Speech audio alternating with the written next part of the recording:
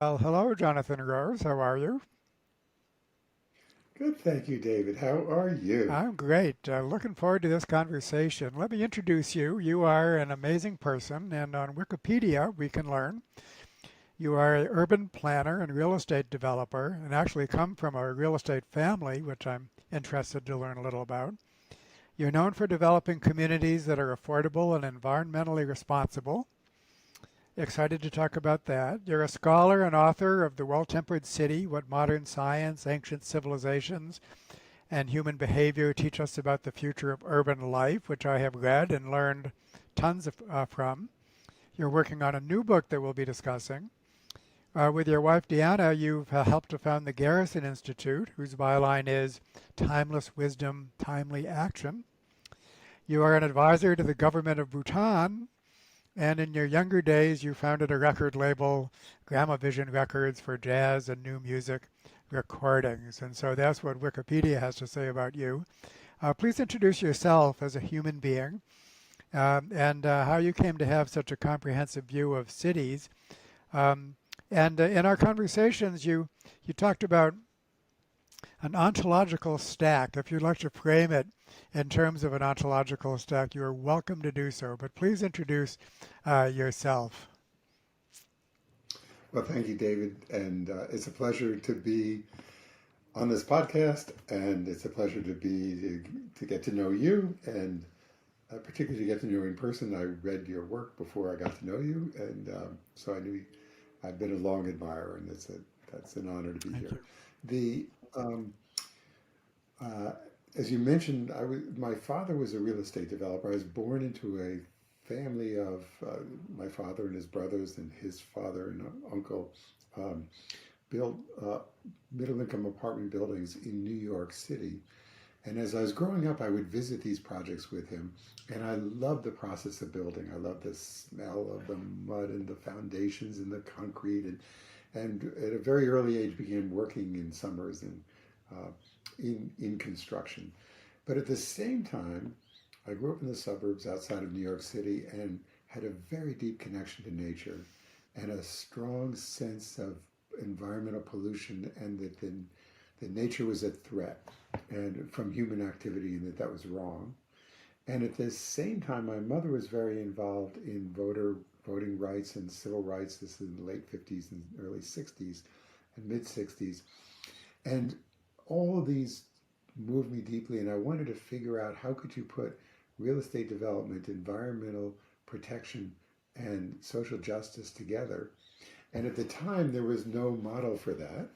And not only was there no model for that, but these things were thought in opposites. So the real estate developers thought of the environmentalists as the enemy. I mean, it was all. Um,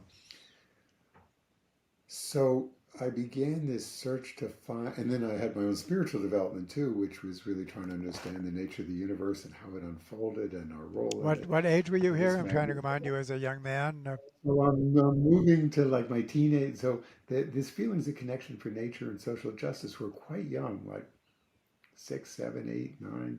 But as in my teens, then I really the spiritual unfoldings also began, and I was trying to figure out how to put this all together. And I had the good fortune to go to Yale University, where I studied, um, anthropology and sociology and psychology and philosophy, many, many things to try Okay. and figure out this integrative path. And as I came towards the end, I began to see that city planning and community development could actually be a framework to hold these questions.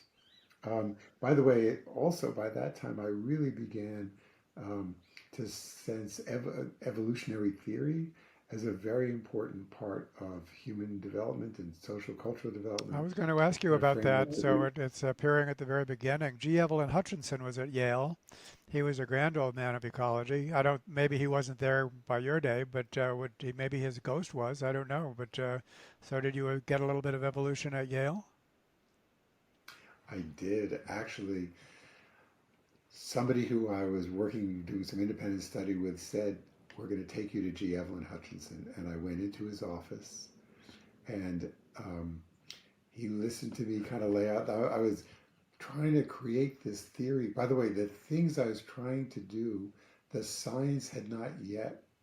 So the science of complex adaptive systems, which was actually what I needed to be able to understand what I wanted to understand, I had an intuitive sense for, but there was cybernetics, there was Norbert Wiener stuff, but it hadn't really emerged. And there was all this stuff about freedom and necessity, but that was too crude for me.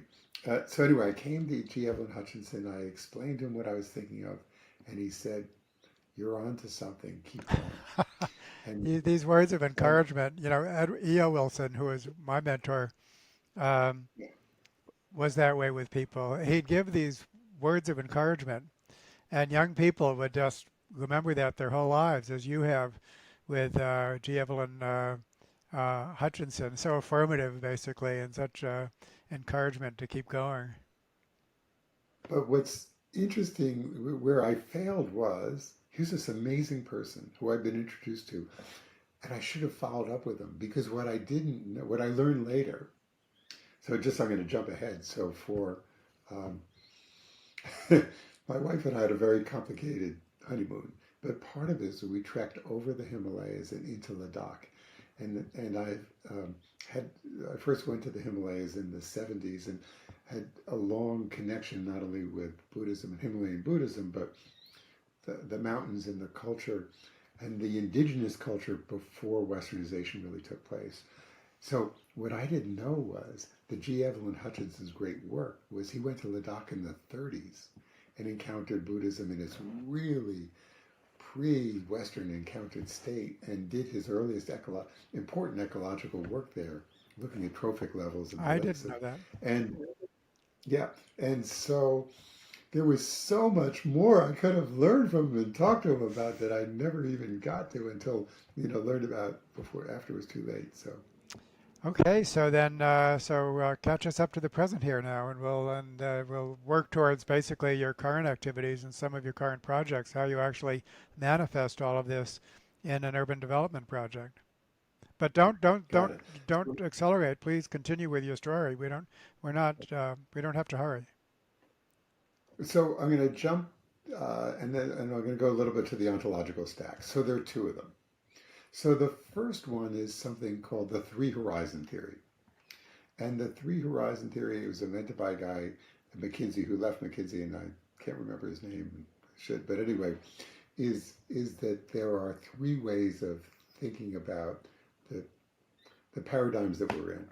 So the first one is Horizon One. That's the world that we are currently operating in. And what I think is pretty well acknowledged by your listeners and in the much of the world that I'm part of is that the current system has passed its expiration date.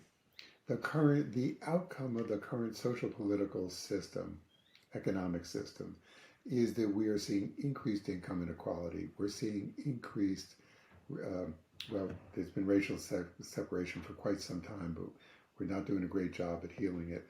We're creating climate change, biodiversity loss. There's a bunch of systemic negatives that are um, basically I'd call them negative social outcomes that are increasing, and that's we're going to call that Horizon One.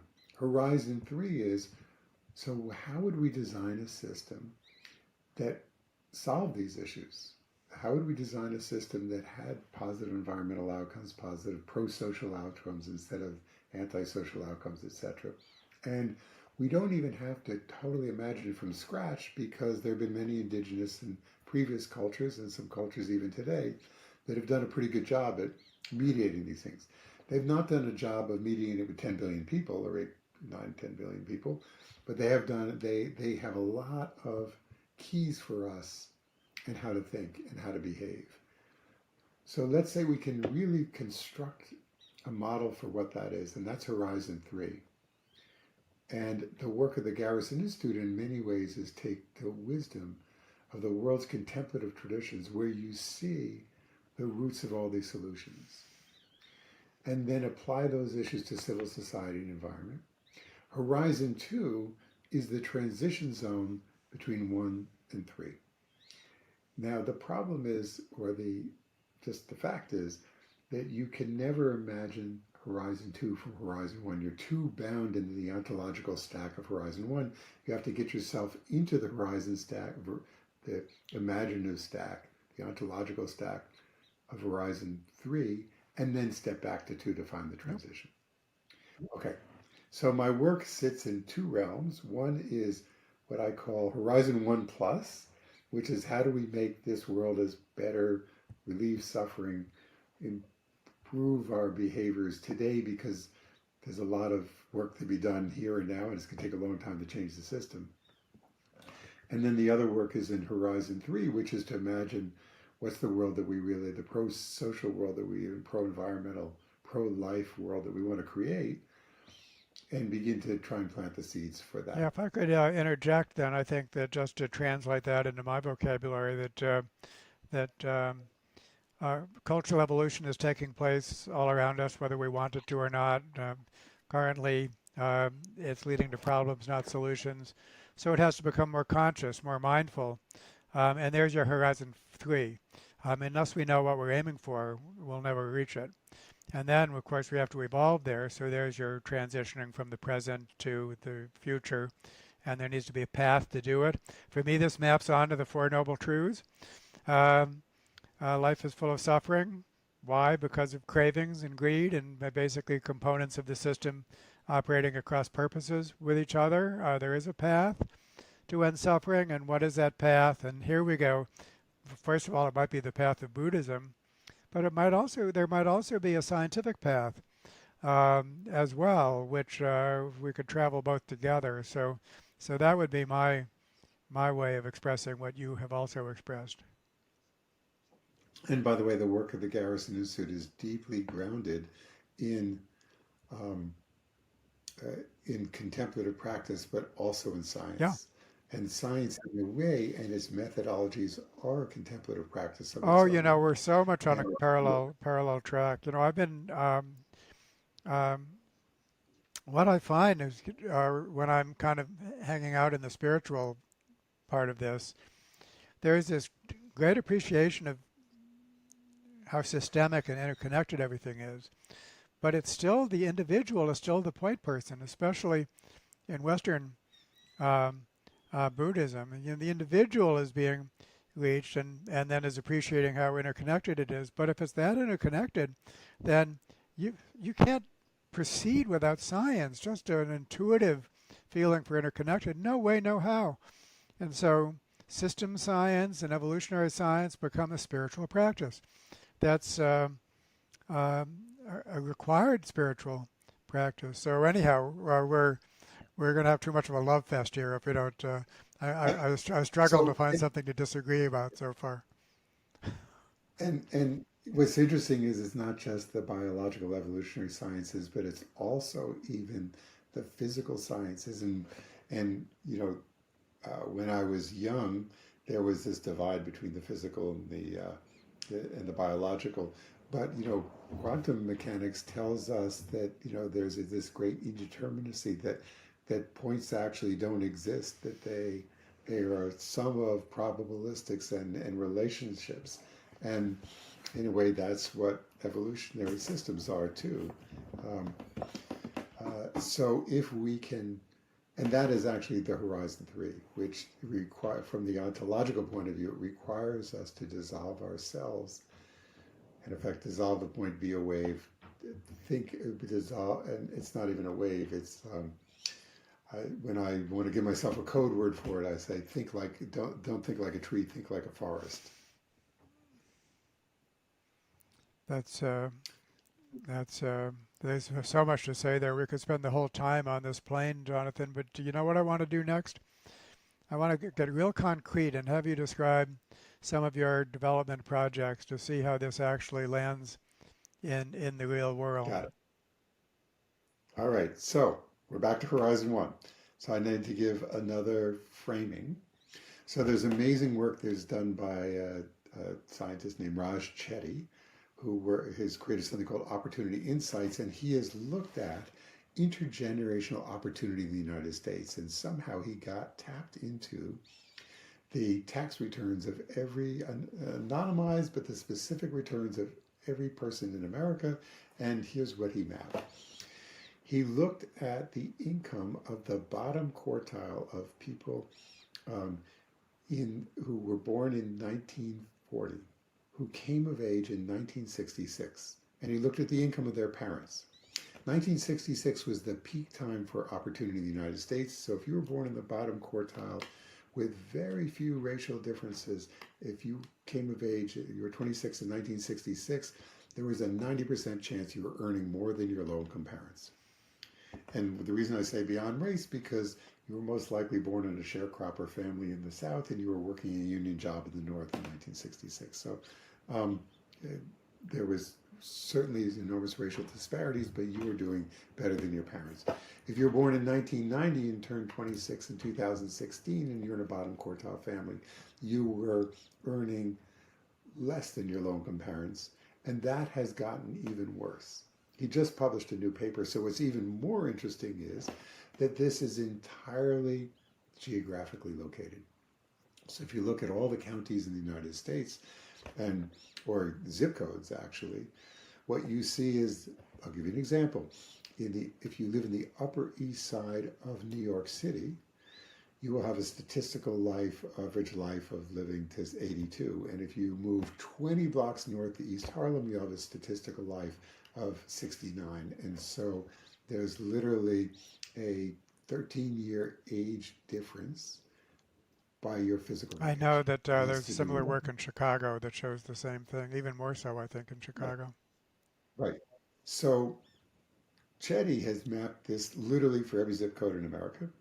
And so you can look at the health, you can look at income. At any rate, his main focus is opportunity. And what we see is that opportunity is incredibly geographically determined.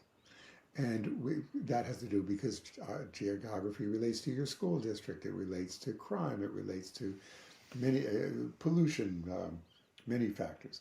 Okay, so since I'm a real estate developer, if opportunity is place-based, is location-based, then we ask the question, or I ask the question, can we actually create communities for lower income families? So my work is building affordable low income housing, mixed income housing. Can we create communities that transform the opportunity outcome of the neighborhood that they're in and raise it so that the children who grow up in our communities could perform like they lived in the Lower East Side, Upper East Side instead of East Harlem? And by the way, we do two things. We develop new affordable housing and mixed income housing, and we also buy existing properties, the big concrete buildings and brick buildings and low-rise sprawl that was built in the 70s and 80s and some of the 90s, and we transform this. We make all of our projects super green. We use healthy materials. We lower water and energy use. We lower their climate end use, and we bring social health and education programs to our residents. So now a project to make this Yeah. real. We recently finished a project with two partners, another developer called L&M and a community group called Akasha Network in East Harlem. It was a full city block. We built 700 units of passive house building. Passive house is a very green system that came from Germany, super insulated. So the walls are like 6 inches thick. The windows are triple glazed.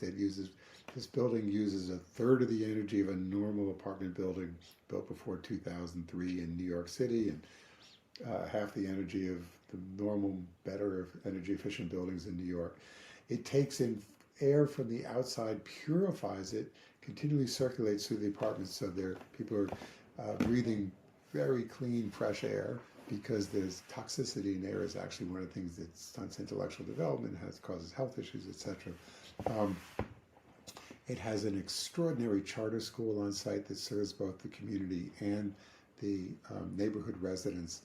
Harlem Children's Zone, that amongst things comes with a program where when a kid enters as 4 years old, they're given a $10,000 or $15,000 savings account that is then invested so that when they graduate, they have $100,000 or $150,000. We have a partnership with Union Settlement House, which brings social health and education programs, senior lunches, English as second language, job training, youth development, all kinds of programs to the project. The project, so super green, super connected to the, and all these things serve the community and the neighborhood. We have 4 community gardens creating healthy food. We, through this block, we found the map that showed there was an old Lenape Indian trail, and we have kept that as a pathway through the block, and we have filled it with, first of all, amazing community art that tells the history of the site going back to the Lenape and all the different cultures that have come through. We have community gardens, senior gardens, an amphitheater, children's play area, a contemplative spot that actually is a map of the stars above on the ground below. Um, and the whole project is designed in Fibonacci proportions. Fibonacci is the golden mean proportions. And by the way, when we presented it to the community, they said, well, you know, Fibonacci, where'd that come from? You know, Pythagoras, you know, like, that's Greek to me. You know, like, we're like, you know, we're Puerto Rican, and you know, what does that mean to us? So our architect, who is the architecture firm called Handel, and there's a guy there who is just brilliant in new music. So he said, okay, so in East Harlem, the music is salsa, and salsa is based on a clave beat. So the way the clave goes is it's a 2-3 or 3-2. So 2-3 is da da da da da da da da da 1 2 1 2 3 1 2 1 2 3, or it could go 1 2 3 1 2 1 2 3 1 2 1 2 3 1 2.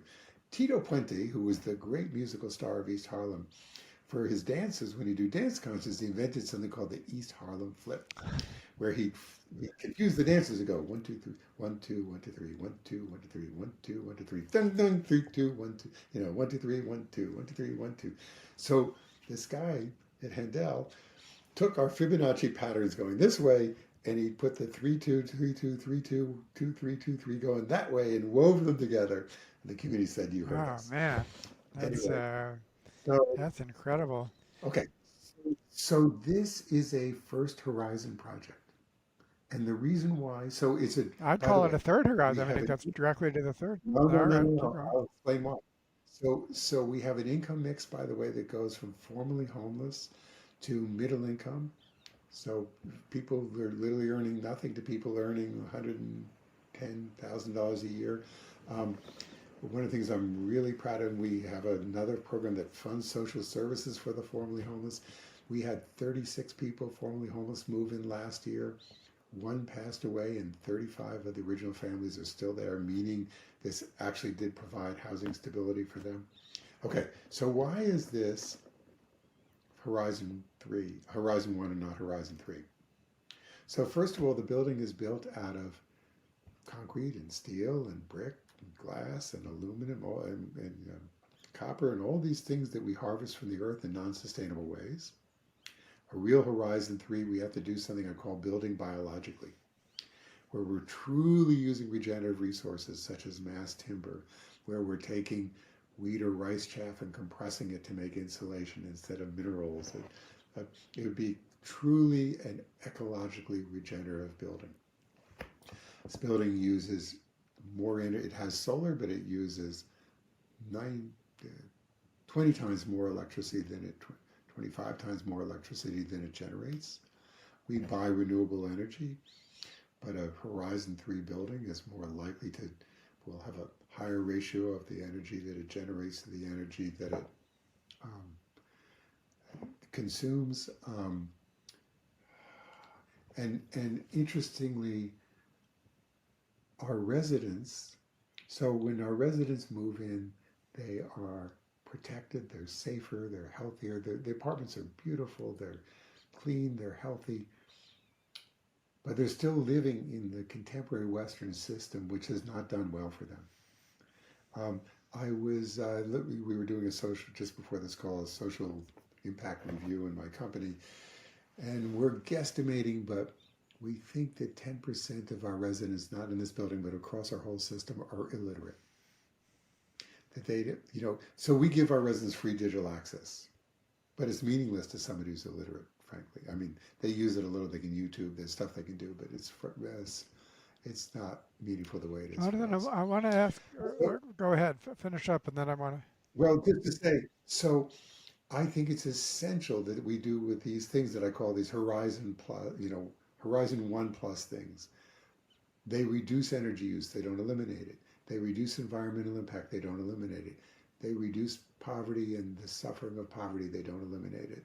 And a true horizon three to me literally has to create different outcomes. Okay, so I mean, it's amazing as it is, and you're saying it could be even more so. But two things. One is you've said that you actually do a good job assessing this. You get good scientific assessment partners, and then I want to know about how cost effective it is. And I'm guessing what you'll say, because I know from other studies that these things, whatever they cost, the indirect savings, so like the cost benefit ratios when you consider all the social services that don't take place, it's like 20 to 1 or 100 to 1 sometimes. So I think holistically, I know it's going to be very cost effective, but in a more narrow sense, how do you actually get funding for this? It must be much more expensive than putting up a standard uh, development, what other people do. So speak to me about those two things. So, first of all, what's interesting about affordable housing is that it's a subsidized world because the rents are so cheap that there's no way that the rents can pay for a new building.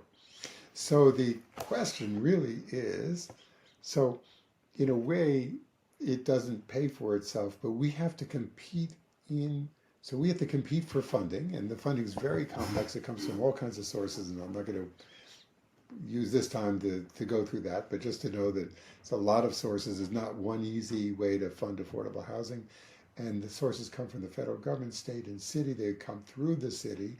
And the city has 20 times more affordable housing projects that people want to get built and an enormous need than they have the money to build.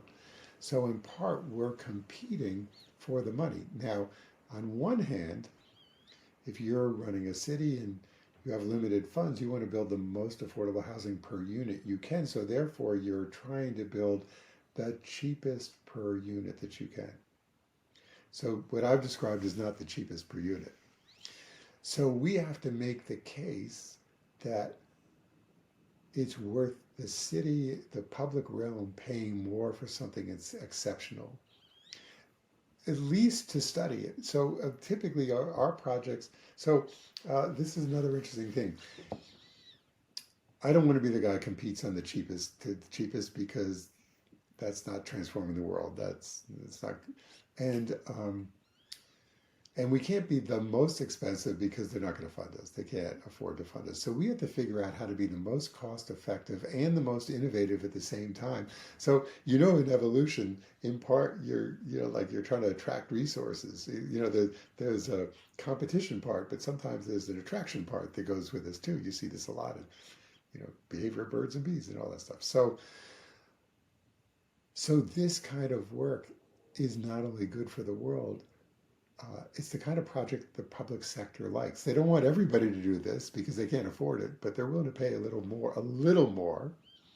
So typically our projects may cost 5% more than the average Only affordable housing 5%? project. But Only remember, 5%? 5%. Yeah. By the way, if it was more than that, we wouldn't get funded. Whoa. Uh, So, so um, but okay. So the school is funded separately, and the Union Settlement Social Services is funded separately, and the Fibonacci doesn't cost anything. It's just about design and the design intent, and the super green is the part that costs about 5% more. Now, another interesting thing. So when you the if you redo, it's pretty easy, and we find this in both our new developments and when we buy existing buildings, to take any building that hasn't really been touched and reduce its energy costs by 20% and its water use by 25% just through LED lights and better insulation and caulking around windows and very practical, simple things. And those things have a fantastic payback. On the water side, and water is actually more expensive than utilities in many places, than electricity in many places. We we can get a 6 month or 1 year payback. We can invest $50,000 and save $100,000 in a year. So total makes economic sense. We can invest $500,000 in electricity and save $100,000 a year. That's a 5-year payback or 20% return. So that works. That's Horizon 1. But if you want to make a building fossil fuel free, if you want to really get it off the current polluting system, it doesn't pay back. The costs are $100,000 a unit, and essentially there's no savings, except to the environment. Now, Well, fortunately, John, under the actually, let me just Inflation stop you Reduction, because when we factor in everyone's healthier and better educated and so on, and so these huge ratios for the problems, basically the ounce of prevention, um, uh, and uh, but the interesting thing about a city is that it actually is recouping those savings because um, at a smaller scale, the savings would go someplace else in the system. But the city is enough of a system itself that it actually will, right? in prison time and all of this stuff. Yep. So and do you actually manage to make that case so that So let me talk about how we do that. So first of all, we partner a lot with academic institutions. We currently have a big study that was funded by the JPB Foundation that brought in the Harvard School of Public Health looking at the environmental aspects of our buildings, Columbia Mailman School of Public Health looking at the social aspects, Dartmouth's Health Economics Group in the medical school looking at the health aspects, enterprise community partners looking at the public policy aspects, and a group called NeighborWorks, which has figured out how to best survey low-income populations. And that team we got funded, and is studying 10 of our projects that we do this work with, and projects that haven't had this work done with them to compare to see if there's what the outcomes are. is that in progress, or is We that is did that in another progress, or is there something can be read about that? It's in progress. It's in progress. So we don't know the results yet. But we have another project. So we do this, we have all kinds of studies going on where we got a grant. Now we've had several years of grants to continue this, to bring telemedicine to low-income residents in a project in Newark. And the way it works is that we have trained residents to be resident health advisors. They go to the lobby of the building twice a week. They meet other residents. They weigh them. They take their blood pulse, blood oxygen level, and pulse oxygen level and blood pressure. That goes off through the internet to some system, analyzes it, comes back with recommendations on diet, exercise, healthy food, exercise, medicine, etc.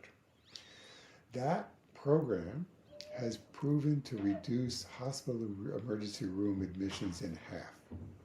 Typical hospital emergency room, just to go into the hospital emergency room, literally, if you went in and there was a mistake and they processed you and you left, it cost between $6,000 and What? $9,000. Bertrand said, Then then if they did an MRI and a CAT scan and gave you medicine and you had to see 3 doctors and stuff, the cost goes up even more. So the problem is that we as an affordable housing owner can't get savings that the hospital achieves, and the savings the hospital achieves is just less money they're spending. It's not like there's a check they're writing that they could write to us. So now let's talk about Horizon 3. So Horizon 1 is a system of systemic silos that we are still having to function in. We're trying to build the data and make the case for, now imagine a system where both your positive and negative externalities accrue to you.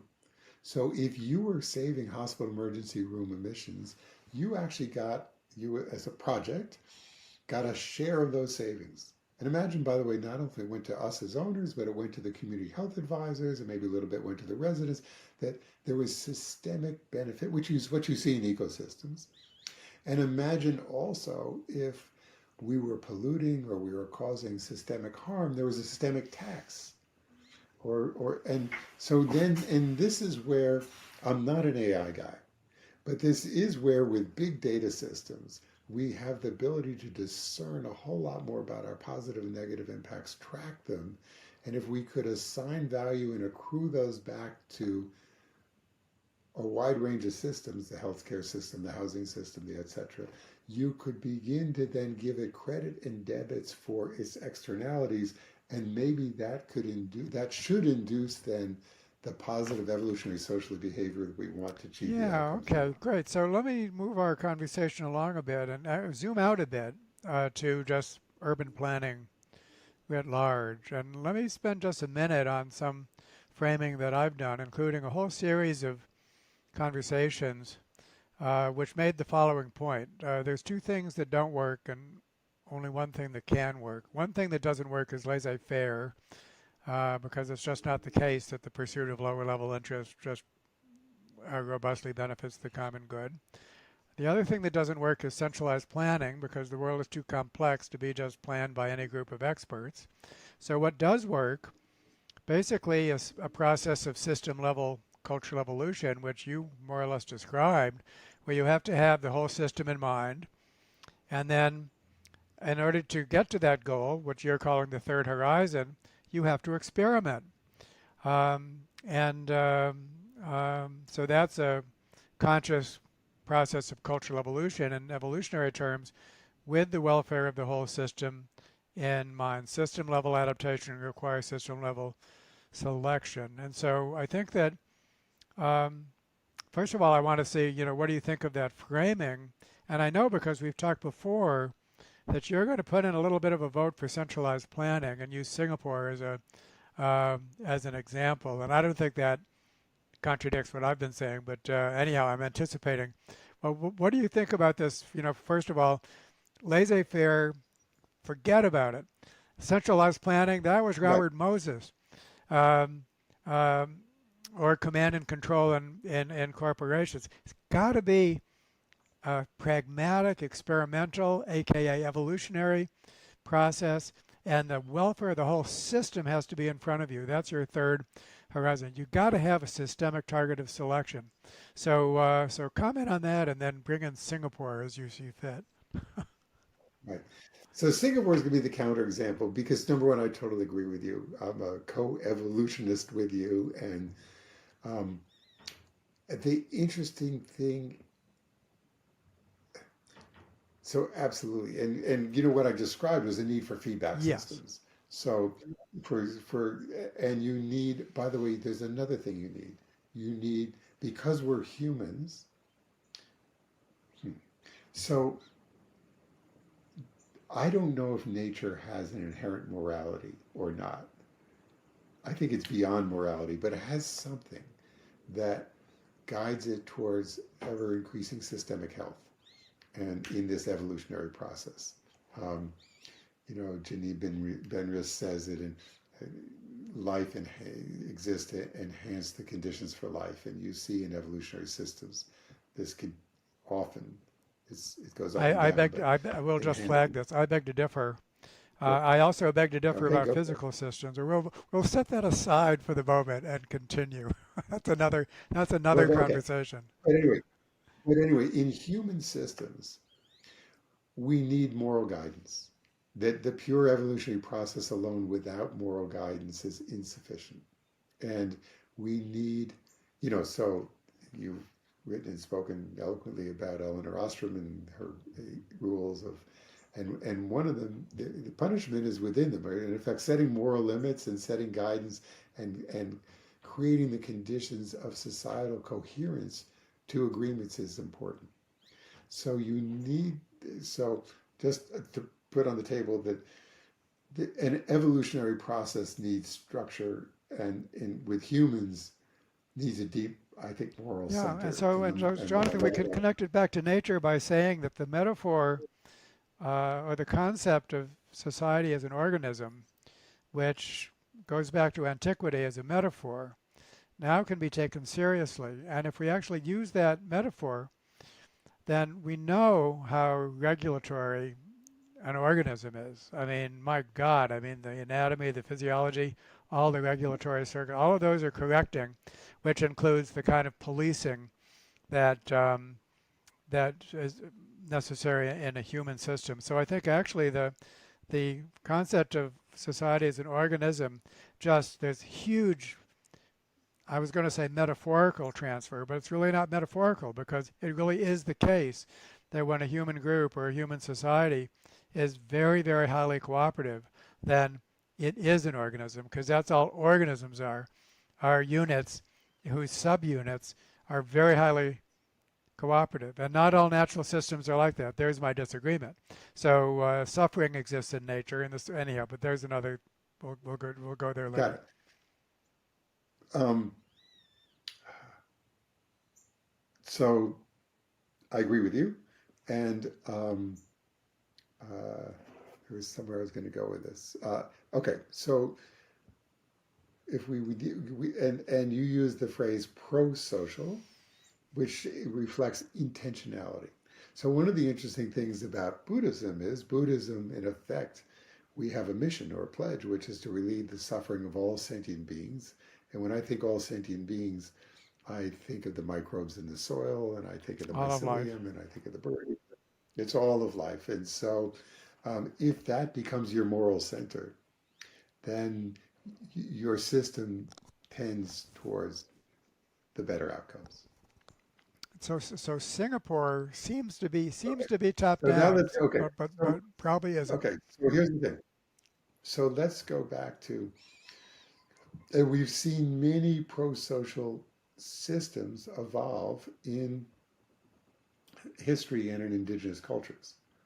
We've also seen many antisocial systems evolve. We've seen slavery. Slavery was Not not a just a Western thing. Western European invention. Yeah, exactly. We've seen sacrifice, we've seen abuse, we've seen lots of, so, um, so without a moral, so naturally evolving systems can or cannot be better, and centralized planning systems can or cannot be better. Now, in Singapore, what's really interesting is so Singapore was an island that was, I think, an English territory. Anyway, it was part of Malaysia. Became free in the 60s or 70s, 60s, I think. But anyway, and and it was known for, and it was a mess. And Lee Kuan Yew, the guy who took over and was its first president, was really kind of a dictator. He, number one, completely eliminated corruption, which was widespread, and he said, "I'm going to hire the best people and pay them more, so they, but if they're corrupt, I'm going to kill them, essentially, or put them in jail." Um, but here's what they evolved. I'm going to give you, but they started with systemic system thinking. So I'm going to give you a couple examples. So starting a city state, starting from scratch, he invented a pension system. And the way the pension system works is that the employer and the employee contribute a great deal to the pension system. But that system also combined pension health system, so provides a very good public health at the same time. And it provides your housing. So he has a government, 80% of the housing in Singapore is built by the government sector. They're super advanced. They're continually trying to figure out what's the coolest, the next great thing to build. They've actually come to New York and looked at some of my projects, and I've gone and looked at some of their projects. And but when you're a young worker and you're ready to get married or start a family, or you want a place to live, they basically sell you a unit in their public housing, and um, you're paying for it out of this 36% of something of your income that's going to this social welfare, that's this pension contribution that you're making. When you turn 65, the pension system buys the unit back from you. You get all the appreciation that's happened in the 40 years or whatever that you've owned it. They then lease it back to you, and all you do is pay operating expenses for the rest of your life. So all of a sudden, you're getting your retirement benefits, your Social Security, you have a very low cost of housing, but they get all the appreciation between that and when you die. And then they resell it at that higher appreciation. And somehow they figure this all out. So there's zero homelessness. Everybody's housed. Everybody's happy. And everybody retires with comfortable housing and a pension system that works. And it's, like they just apply this actuarial genius to designing a system that works. I'm going to give you another example. Singapore gets its water in a big pipe from Malaysia that comes across like a bridge. And they have a 100-year lease or 99-year lease on this water system. And they started in 66. So it's going to run out in 2065. Or those are more or less the right years. And 2065. So they said, we don't want to renew that lease. By the time that comes, we want to be water independent. So how are we going to do that? So one of the things they said is we need to create more natural places to create reservoirs and have the capture rainwater. So they looked at the whole island and they said, to do that, we could, one of the things that stops rainwater capture are roads. So what if we cluster mixed income, mixed use development by mass transit locations, subways and high capacity bus systems and all that, create walkable communities around it, connect it all well with this mass transit system, and start eliminating the roads between them, creating nature and parks and store water that way. This is an integrated solution that's like, the best of what we think urban planning is in terms of mixed use, mixed green development, walkable communities. But it's serving this other purpose of water independence. And I'm not sure you would come with such solutions in a pure evolutionary system. There's something about the good top-down planning, which we see also in places like Finland, but don't see in many other places, that is creating these marvelous integrations. Yeah. So I think that what we can say is that in some ways it's easier to have systemic goals when you do have that degree of control. No doubt it remains experimental. They just don't build it from scratch, know exactly what to do at first. That must be. I'd be very interested. Oh, yeah, it's definitely I'd be evolutionary, very yes. interested to know how consultative it is, whether they actually reach down to the lower level units, ultimately the individual citizen, and consult with them in any way in order to get that kind of bottom-up feedback. Um, it would be very interesting to know that. And then there's the great question of how do we prevent it from going the way of authoritarianism and despotism when power is concentrated so often it just ends up the whole system gets turned to benefiting the elites. What prevents that from happening? Or maybe it has happened. So I don't know what... Um, these are good questions. I don't know all the answers to them. I am actually going to be back in Singapore in a couple months, and I'll pursue this a little more. And one of the things is, so for example, somebody said to me, I mentioned Singapore, and they said, "Oh, Singapore, it's illegal to import chewing gum." Because at some point somebody said, I don't like cleaning up chewing gum from the sidewalks. The government said this. They said, we're going to ban chewing gum. And in the 70s, they banned long hair. If you were a hippie, you were not allowed in the country. And so, yes, there's authoritarianism. It is a democracy that is becoming more and more democratic, and it'll be interesting to see how it does. Now, in terms of lower level feedback, okay, so public housing has, to me, a problem. So if we look at indigenous systems, one of the beautiful things we see is that people live in intergenerational housing. And what that does is it means if their grandparents, parents, and grandchildren and great-grandchildren, and I've been in housing in Bhutan like that, then the grandparents are automatically taken care of. The grandchildren are automatically taken.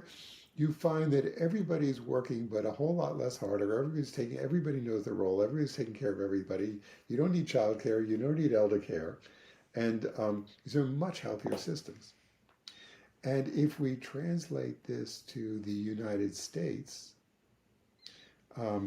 again, when I look at low-income communities, if you have somebody working a full-time minimum wage job, say a single parent, they may be earning $25,000 or $30,000 a year, which is impossible to live on in America. But if you take a grandparent and have them live with them, and that grandparent has Social Security, that could be $22,000 a year, all of a sudden it's a $50,000 a year income family. And if you had two grandparents, it's a $75,000 a year income family. And all of a sudden it's getting to middle class. And all of a sudden there's childcare. By the way, interesting things happen. Not only is there childcare, which is great for the child and cultural transmission, but also means the mother could actually work some overtime and earn a little even more because the grandparents are there as babysitters. And there's one more thing, which is having the grandkids there, meaning that the grandparents are online and like can use iPads and like fix stuff. Like the grandkids can help them. So it's a fantastic thing. So our rigid systems in America make that impossible. It's just the way units get allocated, and there's no multi-generator. We're just beginning to try and invent it. Okay, so Singapore, though, is completely experimenting with unit types. And they just came up with this unit type now that's like an American loft.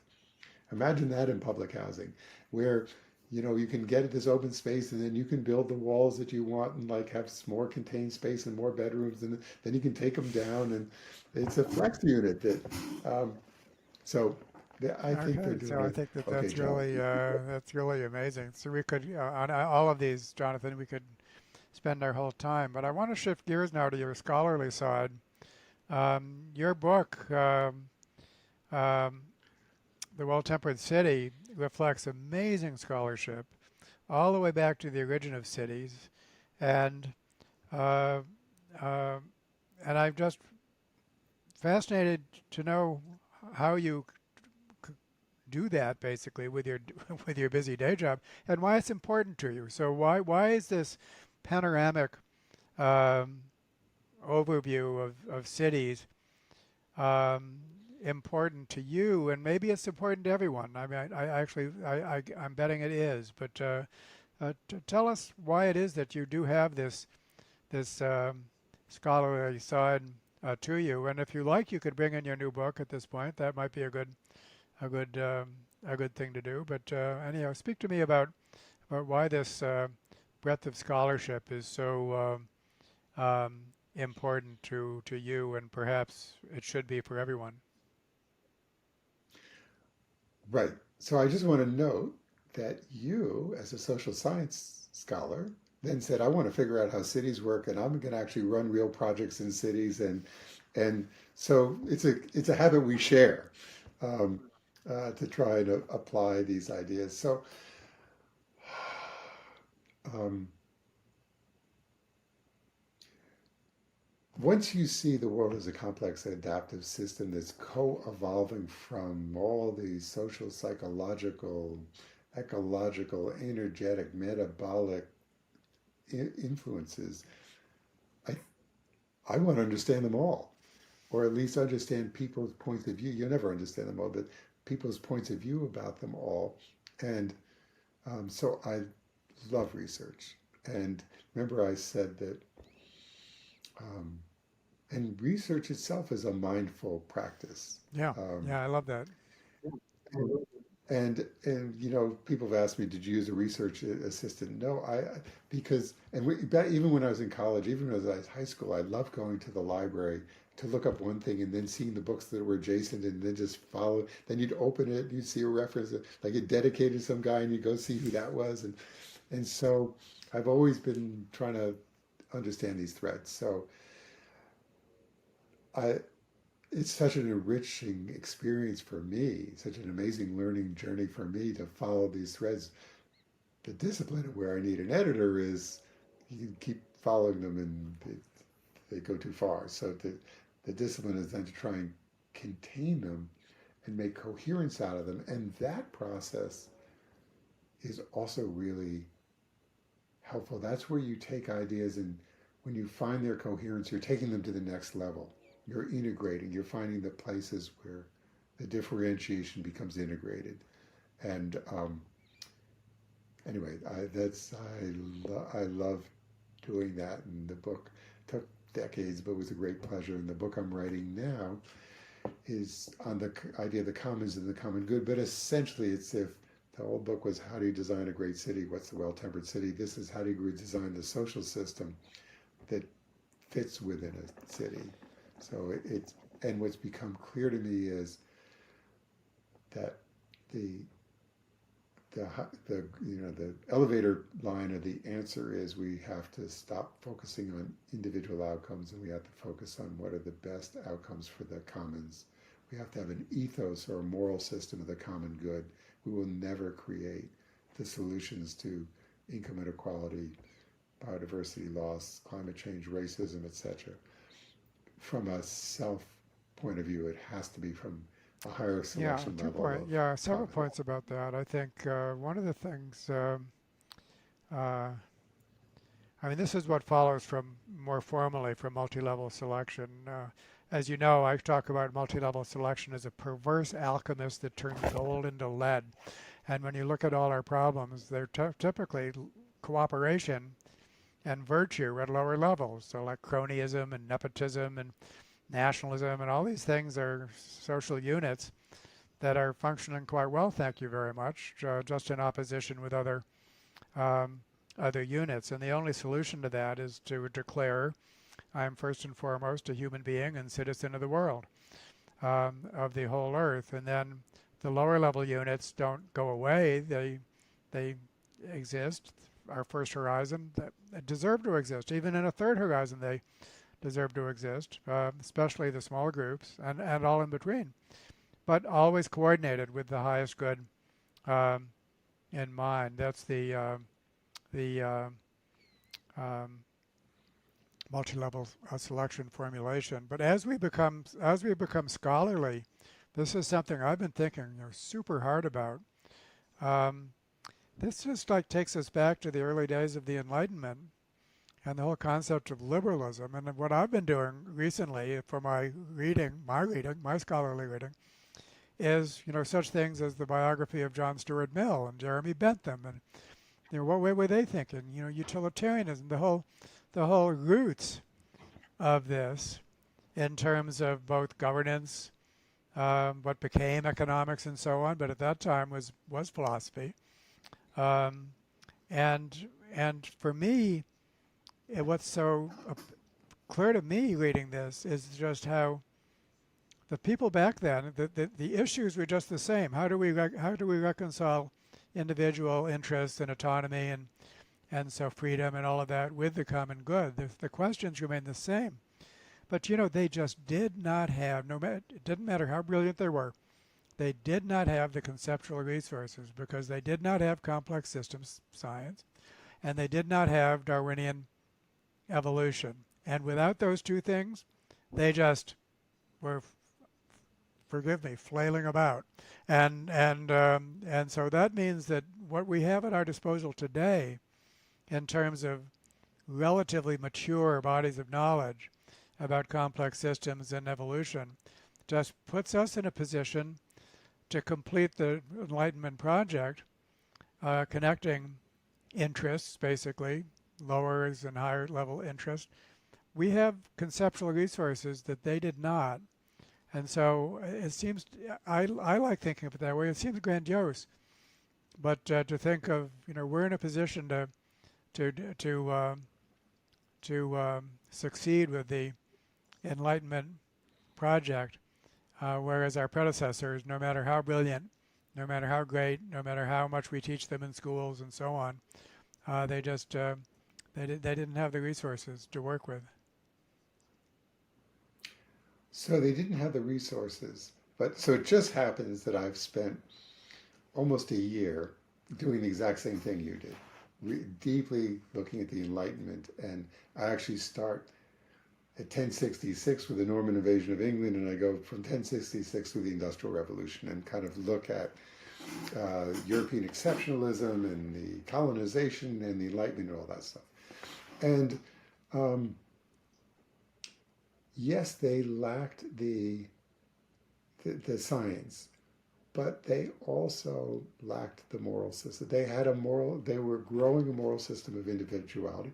There were people who were thinking about the collective, who were not empowered. I don't know if you came across Win Stanley and the Diggers, or anyway, there were a lot of different, and Blake writing about dark satanic mills, and not everybody was on the same path, um, but it was a great program of self-aggrandizement, of national aggrandizement, of moving. There was a rebellion against the oppressiveness of the church that manifests itself not in the collective in general, but in the individual. And so that's the ontological underpinning that And then they use things like Newtonian thinking and the formation of the corporation, etc., and industrialization and breaking multiple, complex processes down to single pieces, repeatable pieces, and all that stuff. Um, but it was all focused on the enhancement of the individual, which ultimately is a worldview that was a destructive one. And you could have, I think, gone through that same progress with a different worldview. And but the bottom line is we now have that Well, another chance. thing we can say, given that we're such a cooperative species and that intense cooperation within groups is in some sense instinctive to us, then you could say that the psychological state of being part of something larger than yourself is very natural.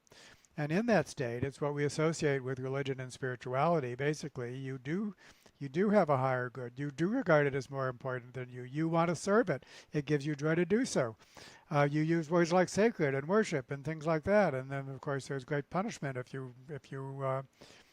you stray. And so the what you might call the religion spiritual uh, frame of mind, which does acknowledge um, that there is something larger than the individual, is uh, very natural. It just doesn't all boil down to self-interest. So I think this is where I think to integrate that state of mind, which does not have to be religious, certainly does not have to invoke supernatural agency.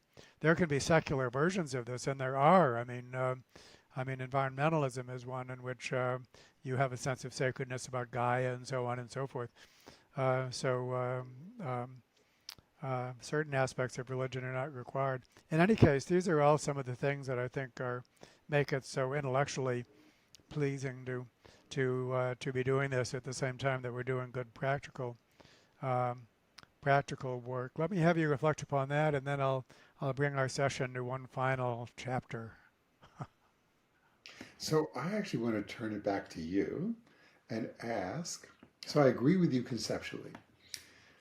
So now, where are you seeing it manifested? This idea that of higher level cooperation for the common good. Um, if I understand you correctly, I see it manifested everywhere. I mean, in many places, so everywhere, at middle level scales, at meso scales. And I think that um, there's just positive examples wherever we look of groups and groups of groups and so on that actually do function well as cooperative units. They are adaptable. How they came by it is in 1,000 different ways. It's like convergent cultural evolution, and it's just wonderful that we have so many positive examples um, to learn from. But they need to be gathered up conceptually, which I think is one of the main um, uh, services of a formal evolutionary perspective, is that we can see these common denominators. There's many of them in your book. So now maybe I'm not answering your question, however. So one came to mind to me while I asked the question to you. It's limited, but it's pretty good. It's called the Oh Mondragon yes, Co-ops. So, so in something like 1956, a priest gets sent to a very poor area of Spain, and to be the local parish priest, and he's a socialist, and he observes that I think there were six guys who were running little car repair businesses out of their garages or their backyards or whatever. And he says, "Why don't you guys get together, share your tools together, form a co-op, and like be a real garage?"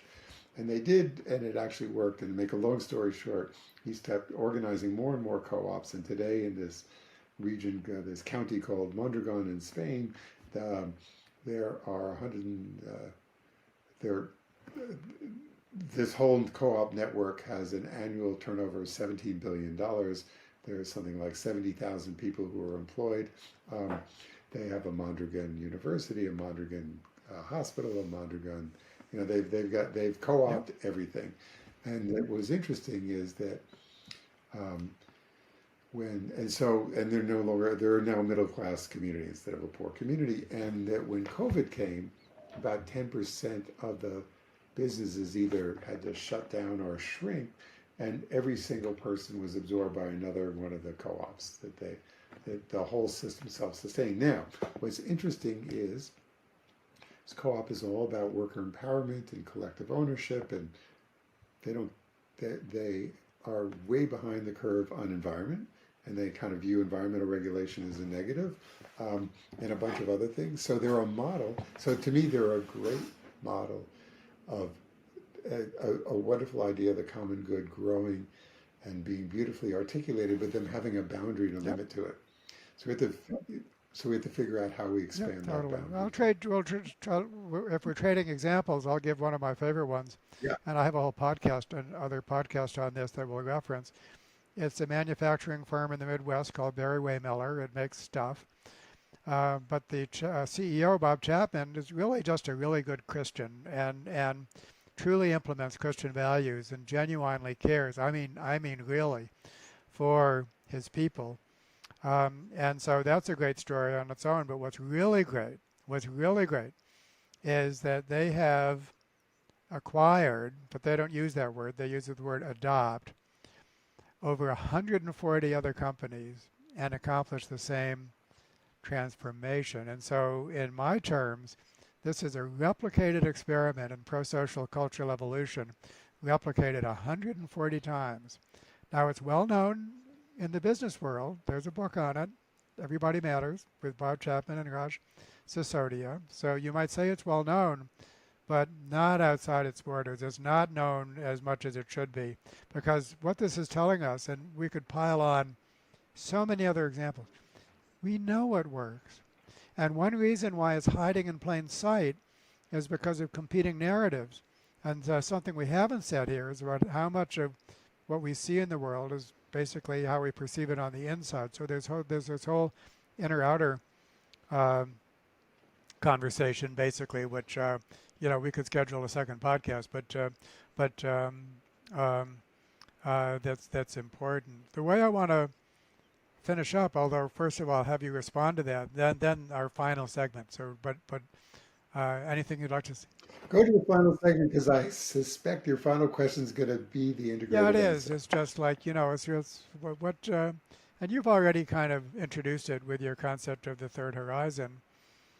What would what could things look like in 10 years? That's my final um, question. What could things look like? How close might we get to the third horizon in 10 years? Is that possible? So first of all, we you know we won't get there everywhere because there's a big Earth and there's 10 billion people at that point, and a lot of systems to be evolved, and it's unlikely that China or Russia are going to make the evolutionary changes that that Bhutan may make, for example. But what I would hope is that, and I like your example of mid-level. You're calling mid-level because small is important, but is not impactful. We need to show that small can scale to mid. But my hope is that we'll have mid-level cities, mid-level companies, mid-level states, mid-level nations. By the way, we're already seeing this in something called the Wellbeing Economy Alliance of 6 nations, Scotland, Wales, Iceland, Finland, New Zealand, and Canada, who are all working on shifting their economy to be focused on well-being. So at that mid-level, in 10 years, we could make enormous steps towards pro-sociality, pro-ecology, and towards these integrative systems where the feedback is positively reinforcing for the right outcomes. And we have the data systems to reinforce that, and we have the moral center to guide that. And that those would be known so that people could point and say, yeah, there's a better way. That'd be pretty good. Yeah, yeah. I mean, again, I have little to add to that. I guess the only thing I'd add to it is that uh, to emphasize its plausibility, this is something that actually can happen. Why is that? I think in part because it returns us to this idea of, as Einstein put it, the theory decides what can be observed. And I think that the more people just encounter these ideas, which are so new, especially on the evolutionary side, that they have not been encountered by the vast majority of people that need to know about it, who are open-minded and brilliant and well-read and so on. It's just they have not yet encountered it. And when they do, then it reorients common sense. And so that's something that can take place very fast, especially in the internet age. These ideas can spread. And that's what, of course, our efforts, and especially on my side, the New Paradigm Coalition is all about. Just spreading these ideas, making them contagious. And um, Bob Chapman actually has a frame. And what did he say? He's basically that, cooperation can spread faster than COVID. Uh, when you look at how fast does a virus spread, that's fast. Well, ideas can spread that fast. Ideas can spread that fast. And so positive evolution can be as rapid as any other kind of evolution. We know we have, like, Facebook is like 18 years old and all of that. These things burst upon us and often take us where we don't want to go. But with a little more mindfulness, good things can spread that fast. And so 10 years turns out to be a long time against that metric. So that is good things are possible in 10 years uh, if we if we know if we go about it in the right way and if we think about it in the right way. That gives me a lot of hope, and I think that, of course, you're obviously a very hopeful person, um, without being without being uh, misled about the problems in front of us, the poly crisis um, in front of us. So in any case, would you like the final word? I endorse what you said. I think the final word is thank you for this wonderful Okay, conversation. well, all good. Thank you so much.